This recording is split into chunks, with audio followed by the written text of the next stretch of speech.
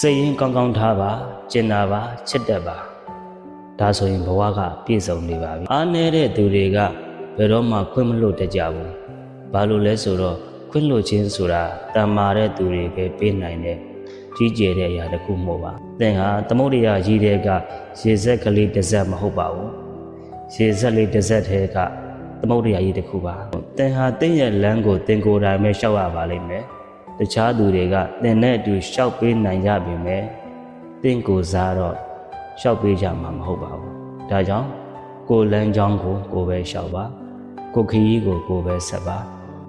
ကိုယ့်ရဲ့လမ်းကြောင်းကိုကိုယ်ရှောက်နိုင်ဖို့အတွက်ပြော့ညံ့မနေပါနဲ့တန်တန်မာမာပဲနေထိုင်ပါစိတ်ရှည်သီးခံခြင်းဆိုတာ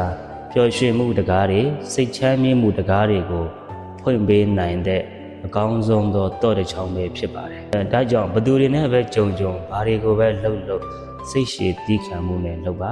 စိတ်ရှည်သီးခံနိုင်အောင်လည်းပဲစူးစမ်းနေထိုင်ပါနေပဲသွားမြန်ပဲသွား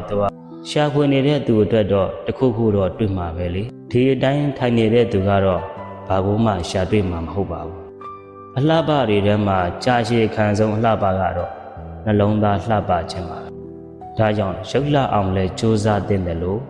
စိတ်လှအောင်လည်းပဲအမြဲတမ်းနေထိုင်ခြင်းတော့မှာအခုချိန်မှာကိုယ်ဟာကြေကွဲခြင်းတွေဝမ်းနည်းခြင်းတွေပြည့်နေပြီမဲ့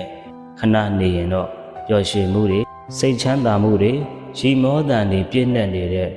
နေ့ရက်တိုင်းကိုဖြတ်တန်းရပါလိမ့်မယ်ဒါကြောင့်အရန်ကြီးမခံစားပါနဲ့ချိန်တစ်ခုတော့စောင့်လိုက်ပါစိတ်အားထက်သန်မှုတွေနဲ့အတူဇွဲလုံးလဝရိယတွေနဲ့အစင်မပြတ်လေးလာနေတဲ့သူရဲ့လက်ထဲကိုတစ်ခုခုတော့ရလာမှာပဲတစ်ခုခုတော့ဖြစ်လာပါလိမ့်မယ်ဒါကြောင့်နေ့ရက်တိုင်းမှာရှာဖွေနေပါနေ့ရက်တိုင်းမှာအသစ်သောအရာတွေကိုဖန်တီးပြီးတော့အမြဲတမ်းလေ့လာသိယူနေပါဘယ်ပဲသွားဘာပဲလုပ်ချစ်ချင်းမြတ်တာတရားတွေကျင်နာတတ်သောစိတ်ထားတွေကိုချင်းစာတရားတွေကို